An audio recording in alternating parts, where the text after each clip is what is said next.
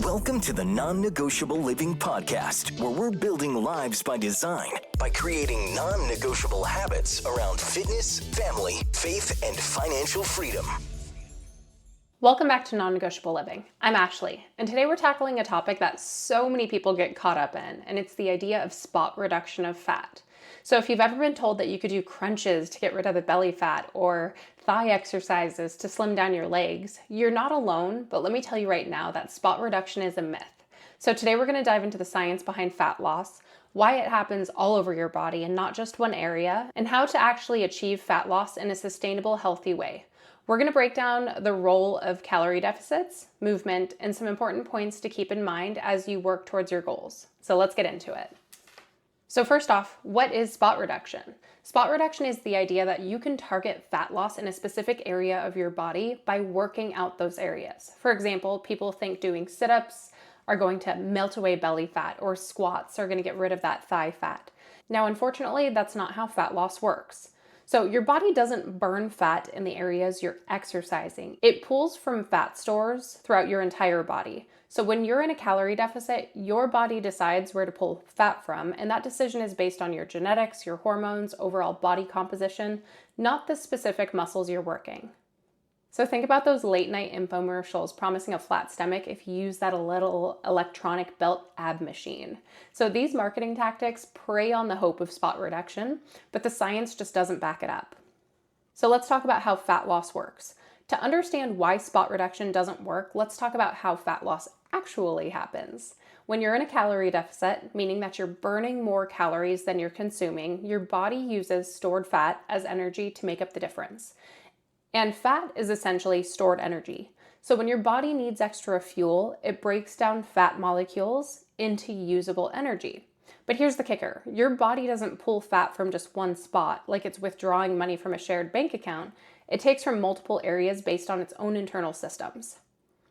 Your body's fat burning priorities are influenced by your genetics, your hormones, your gender. For example, women tend to store fat in their hips, thighs, lower abdomen, and that's due to the levels of estrogen that we have in our body, while men often store fat around their midsection, and that's what causes the fat tire that people always talk about with men. So these same factors determine where you lose fat first. So many women will tell me, whenever I lose fat, I lose it from my face and my breasts first.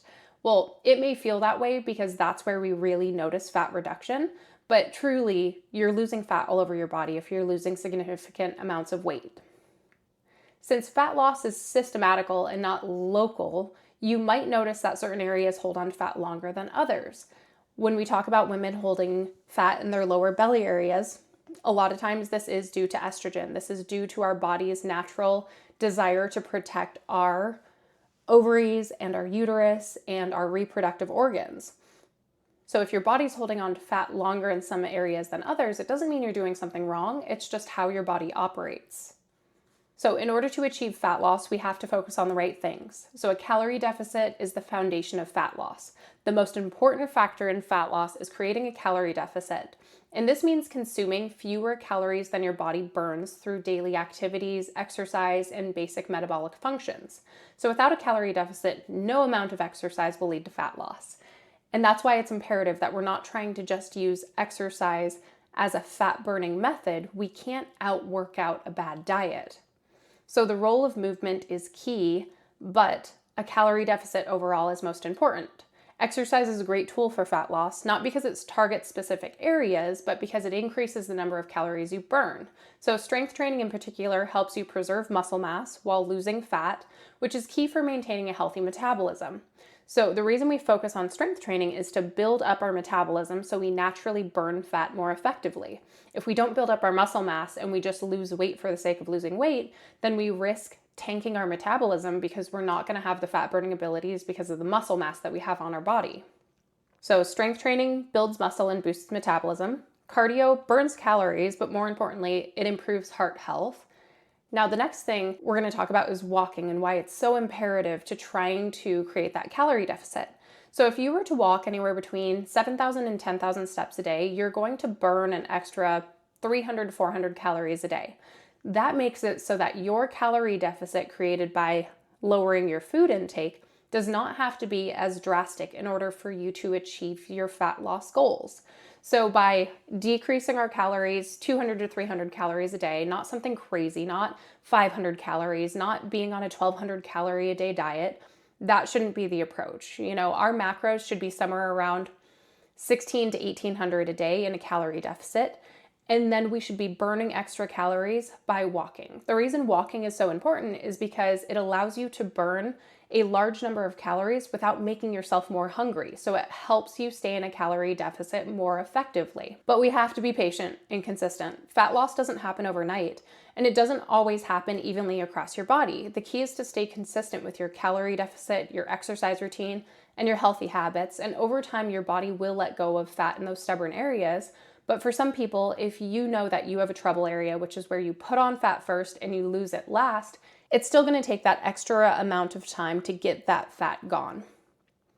So there's some important things that we want to remember. We need to focus on overall health and not just our aesthetics. So while it's natural to want to look a certain way, focusing on our overall health, improved energy, better sleep, lowered cortisol, balanced hormones, reducing risk of chronic disease. Those are far more rewarding and sustainable. So yes, the body changes are going to come with a focus on those other things. So we want to make sure that we're looking at this long term. This is not a quick fix. This is not a short-term thing. We should not just want to be losing weight to fit into a dress for a bikini and then giving up on our goals and stopping working out. We want to create the habits and stick with them forever. We also have to understand that genetics do play a part. So everybody's body is different, and some areas may lose fat faster than others, and that's okay. We have to celebrate the progress we're making and focus on the big picture and the long-term goals. We have to remember that strength training is imperative to building our metabolism and to creating muscle definition. So if you're after a lean, toned body, you can't control where you lose fat, but you can build muscle in specific areas, which is going to improve your metabolism. So if we strength train and we build up our legs and arms, we're going to give our body the basis for a more defined appearance as our body fat decreases. So when we say we want to be toned, we want to be defined, we want to look fit, what that means is we want more muscle and less fat. If we just focus on weight loss for the sake of weight loss, a lot of times we're going to atrophy muscle and lose fat and lose body water, which ends up giving us that skinny fat look. It doesn't give us a toned, defined, strong looking body unless we build the muscle mass in the process. We have to remember that nutrition is key. No amount of exercise can out-train a bad diet. So we have to prioritize whole, nutrient-dense foods and ensure that you're getting enough protein to support your muscle retention and recovery during fat loss. And make sure that you're getting enough fiber to help your digestive system, but also to help you balance your blood sugar levels so that you can achieve that fat loss. In my program, my clients follow the 80-20 rule. So 80% of the time, I want them to be hitting their macros. That doesn't mean that those days they can't be eating the foods that they love and having treats and desserts or carbs. My clients eat everything. Nothing's off limits. No food is bad. We want to avoid that crash diet and highly restrictive mentality.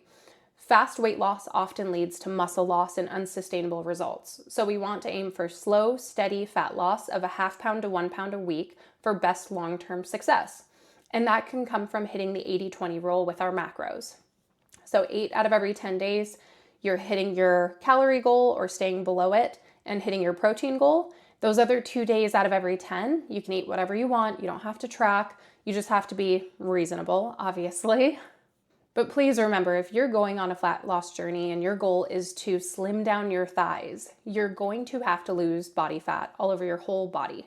Going to the gym and doing a bunch of leg exercises is not going to make your legs slimmer. It's going to make your muscles bigger if you're eating enough protein, which is going to increase your metabolism and help you lose the body fat.